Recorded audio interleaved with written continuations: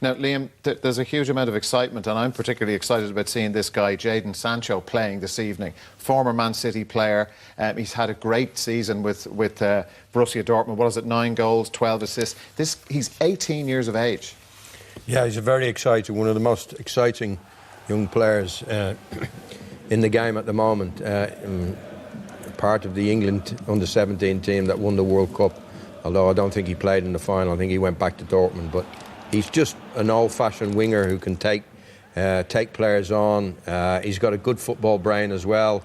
You see a little pass there for Royce to score. He was very, very good in the first half at Wembley last week, and they kind of got the grips with him in the second half, and he didn't really perform.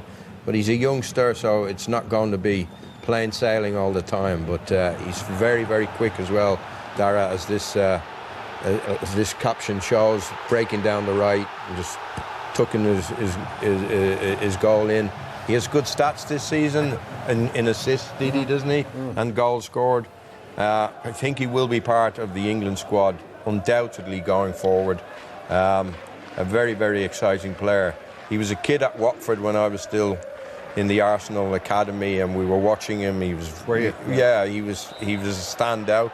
But Manchester City and their big bucks got him to move to Manchester, but they didn't keep him, and I bet they're probably kicking themselves because he's one of the most exciting young players in world football. And Didi, would you see it as a bit of maybe a blight on the English game that he's not playing for Man City in their first team? He's starring for Dortmund, and the German football public love him. Yeah, I think it's a problem for a lot of English youngsters. They just don't get the opportunity to play for the first team. And I spoke to Dan Ashworth when he was still at the FA at St George's Park a couple of years, and he says it's very frustrating for the FA and also for the young players. They are under 17 and I think under 20 world champions. And the guys don't get a game. And young kids were brought in from Germany, from Brazil, from France, from everywhere. And you've got the World Cup winners of these two age groups, and they don't get a chance. And it's very frustrating for these guys. A lot of them, young players, went to Germany now. There's Reiss Nelson in Hoffenheim, who was at Arsenal, I think. Well, he's on loan. On loan. Arsenal still have a hold of him. But a number are going, as Didi says, a number of boys now, on the back of what Sancho's done, have been attracted to going to Germany and making their careers out there. Because they need to play. And if they don't get a chance to play, years ago, English players didn't want to leave the island to go abroad, to go to continental Europe. Now, because it's a global game, if they see an opportunity for a German club, and the Germans in Germany, if they're good enough, they're old enough. They haven't got a problem throwing 18, 19-year-olds in, because they are the players people want to see. Obviously, it would be better if they were German, but if not, they want to see young players getting developed. And that's why they get game time in Germany, and that's why we saw quite a few going, and we'll probably see even more in the future. I think he should be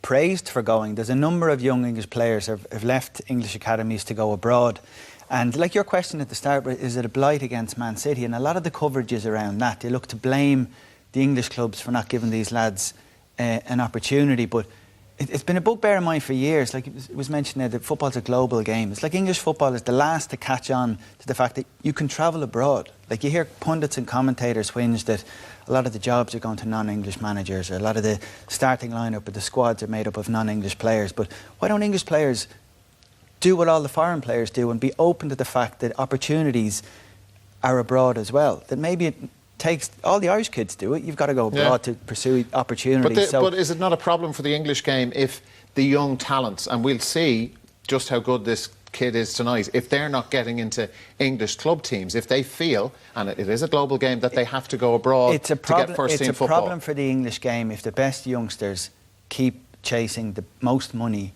and stay in the Premier League clubs, because that's where they're going to get the most money. If they chase opportunities and first team opportunities like Sancho and several others do, that's a step in the right direction for the English game. Southgate spoke a lot about this before Christmas, and he said, we need to work out in English football the missing piece. We're winning youth tournaments, we have a well-established youth development programme, the academy system is strong, we're not getting the English youngsters into the first team, but we need to get everyone around the table. The problem with getting everyone around the table is everyone around that table has a different agenda. The club owners, particularly at the top clubs, are all about expanding their brand globally. I hate talking about a football club like that, but that's how they see it. That's what managers it is now. can go 6 or 8 poor games poor results, and their jobs are under threat. So to play a youngster, you've got to be patient. You've got to allow for the fact that they're inexperienced and they're inconsistent and they're unreliable in most cases. And the Premier League, as it is at the moment, with all the money in there, doesn't lend itself to giving youngsters an opportunity. So a lot of Pochettino would have given him the opportunity. I think he has a track record. Yeah. One of the few managers in the top 6 that give youngsters a chance. Certainly Mourinho didn't want to know at Manchester United. People like Ben Foden at Manchester City only getting a game here or there. And Arsenal, not many kids getting a chance there now. So you can see why these lads are taking the opportunity to go and play in a big league that's well supported. The atmosphere at the stadiums is brilliant, and good luck to them. I think Richie's right. They've opened their minds to this. I still think they have to change their mindset. If Manchester City, and don't forget, Sancho had a bad 6 months at Dortmund when he started. He had time, or he needed time to settle in. He didn't play well, didn't play a lot, didn't train too well. And then after 6 months, he exploded. Would he have got the time in a different club, in an English club? That's probably the reason why he left. But surely, when you've got a player who's touted now as... I put him on the same level as Sterling and Sané. They're talking about him as a 100 million target for Man United. Exactly. So United bid 100 million. Now, the player went for 10 million, I think, 18 months or 2 years ago from Manchester City. Surely there's something going on. Gnabry is a player who's been at Arsenal. He's been there for years. He played a few League Cup games. Not sure where they featured in the league. He's playing for Bayern Munich now, and he's developed into one of the best wingers, if not the best winger we've got in Germany. Now, this is how it should be done, and I understand that the pressure is high, and managers only have 6, 7, 8 games, and they'd rather play an experienced player than a young player, because usually they do make more mistakes. At the same time, we know how important it is. If you have a young player in your team, because you have to keep the identity with the fans. You know, the fans don't care if things go well, but at the same time, if you've got 2, 3, 4, 5 English players, or Manchester lads or London lads in the teams, like Tottenham and Man City, it's priceless. You can't beat it. And I think, to a certain extent, they do have to change their mindset, because it can't be. They have these players. They are the best players in the world. They bring young players in from different countries, and their players go abroad. But the problem with the Premier League managers aren't driven by the desire to get young English players in their first team. That's not why they're in the job. We were talking earlier about, will Pochettino win a trophy? All the discussion, will Klopp deliver a trophy?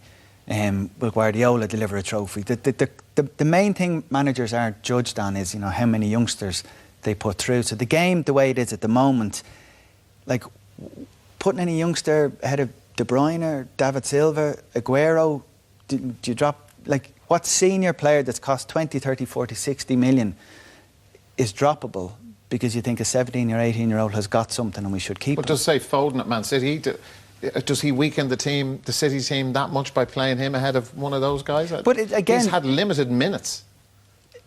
But to get into a starting lineup in a top 6 team, you've got to be at the highest level, because they've got huge transfer budgets to replace anyone who's underperforming. They've got a wage bill to bring the best in the world.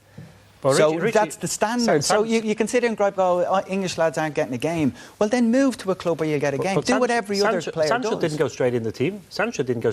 And if I see something in the player, as Dortmund obviously has, I've got to stick with the players. City offered him 30 grand a week. They didn't want to keep him that much because they ended up selling him. Dortmund gave him the time to do it. He didn't go straight in the team at Dortmund. He had 6 bad months or average months. If City were prepared to allow him that and bring him in slowly, they would have a player in their team now which would give him a better chance to win the Champions League, better chance to win the league, and another 100 million Man City's academy is full of players who meet the description that Sancho did 12 months ago. Bundles of talent, loads of potential, huge amount of skill, but there isn't room for them all in the one squad. And in a couple of months he could be valued at 100 million sterling, which is astonishing, or 100 million euro. Doesn't matter at this stage.